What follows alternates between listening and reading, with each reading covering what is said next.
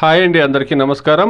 ఈ వీడియోలో మనం కలికిరి మార్కెట్లో ఈరోజు ఇప్పటివరకు జరిగినటువంటి దాదాపుగా యాక్షన్ అంతా కంప్లీట్ అయిందండి. టాప్ రేట్లు ఏ విధంగా పడిందో తెలుసుకుందాం. ముందుగా మనం స్టాక్ గమనిస్తే కనుక స్టాక్ అనేది యావరేజ్ స్టాక్లే వస్తూ ఉందండి. మార్కెట్ ఎక్కువ స్టాక్లు ఏమీ లేదు.